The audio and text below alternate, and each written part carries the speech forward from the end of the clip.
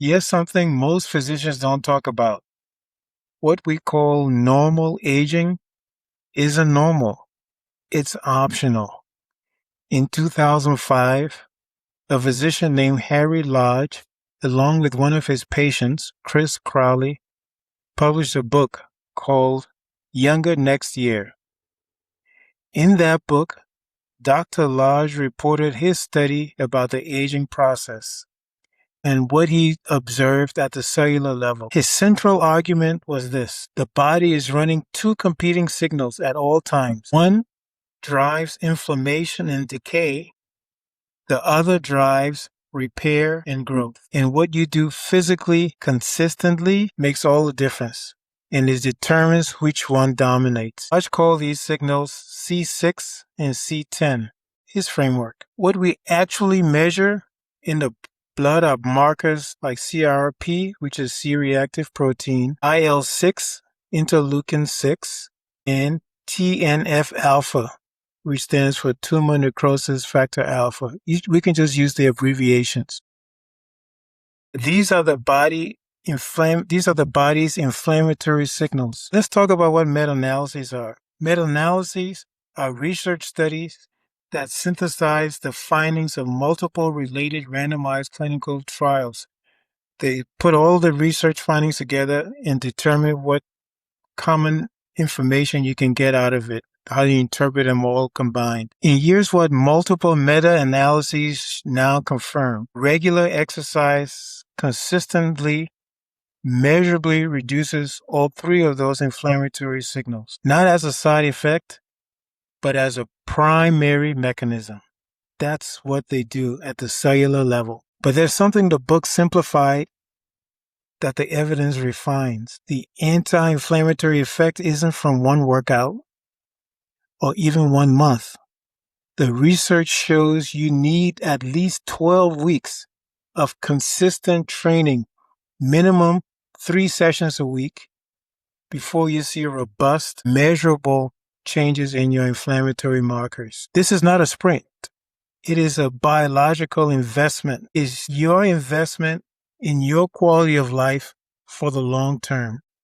On the aerobic side, moderate intensity, you have to do 40 to 75% of your maximum heart rate for 30 to 60 minutes per session.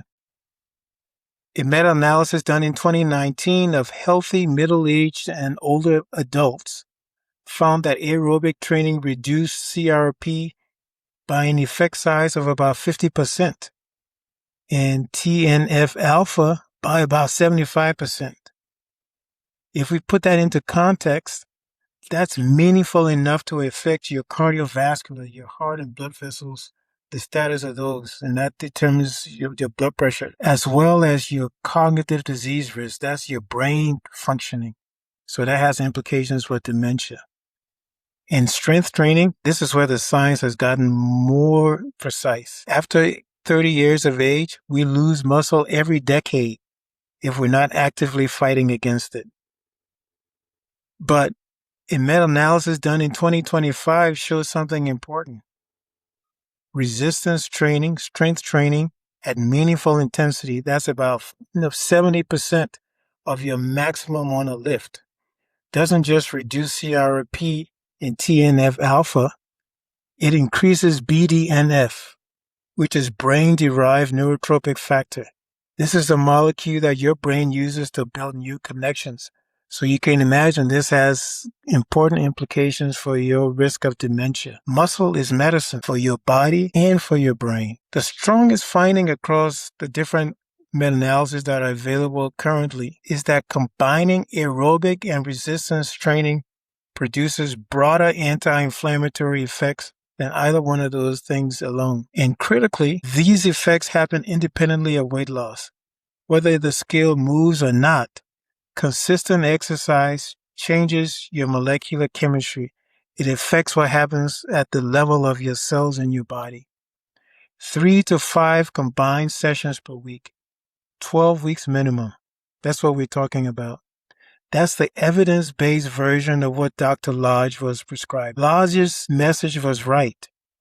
The science around it has only gotten stronger. The goal isn't to live forever, it's to be biologically younger next year than you are today. I'm well in my 60s, and I follow this guidance as I want to be biologically younger next year and maintain a good quality of life for as long as is feasible. And the data says that's actually possible. Follow for more on how your brain and body work and the science behind keeping them that way. And as always, make healthy choices.